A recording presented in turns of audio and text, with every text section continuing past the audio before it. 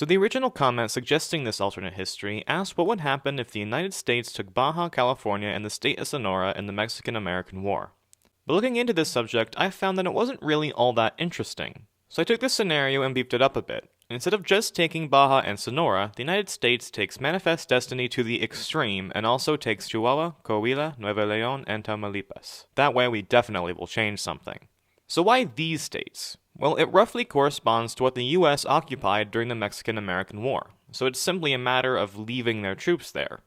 The US also took some coastal places in the south and Mexico City, but we'll let that go just because it would definitely be too much for the US and they would never go that far. So with that out of the way, the Libera el Norte alternate history.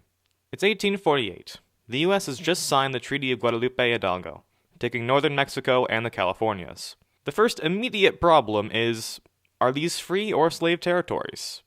And I'm just ignoring that. It causes too many problems. This could potentially lead to an early civil war without Lincoln, and that's a whole other thing I'm not getting into. So, second immediate problem, rebellions. California, Texas, Arizona, etc. had a low population, and a lot of American immigrants already there. But northern Mexico had hardly any American immigrants and a higher Mexican population than the desert land of Arizona. So, of course, this would cause the region to be rebellious to the American government.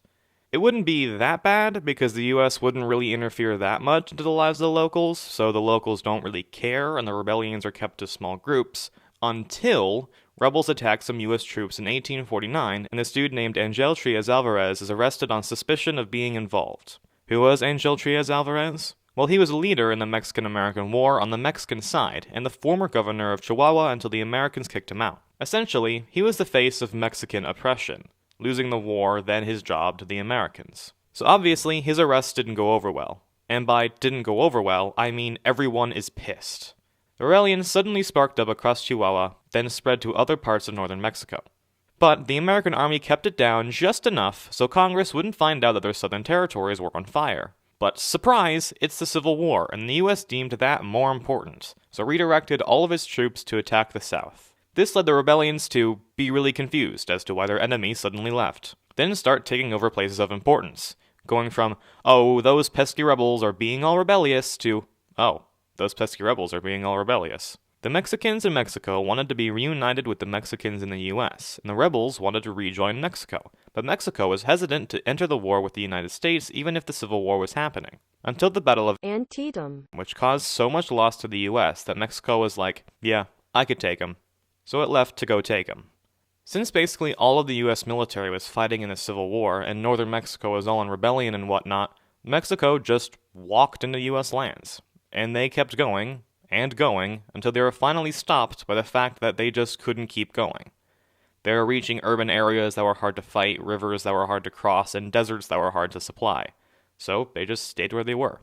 Mexico and the Confederacy were fighting a common enemy, and though they weren't in an official alliance, they mutually agreed to not try and kill each other in order to kill the US. So the Western Confederacy troops distracted the Western Union troops long enough for the Mexicans to establish themselves. But the Confederacy still lost, and now Mexico is on their own. But the US spent so much on this war and was just done fighting. For now. And Lincoln just died too, so the US reluctantly let Mexico keep the stuff it took. For now. But the Americans couldn't stand the loss of American territory.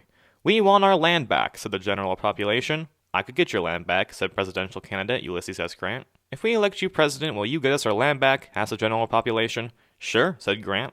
So Grant was elected president in 1869, and didn't get the land back. Why? Well, he needed to rebuild the South, take care of pesky natives in the West, deal with the Panic of 1873, and deal with corruption, so he just never got to the invasion. He left the presidency, and the future presidents didn't go to war either.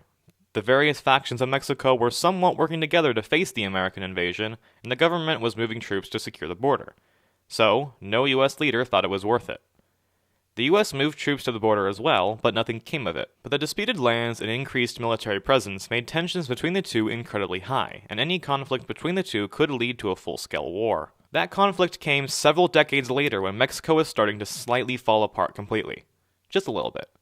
The factions of Mexico cooperated in order to fight America, but they never ended up doing that, so the factions started to turn back towards each other. It wasn't that significant since the threat of the US still loomed over all of them, but it was there. Then the US looked at Mexico and saw the rifts beginning to form. Should we take this opportunity to get our lands back? The US asked itself. Yes, this seems like the perfect opportunity, the US responded to itself.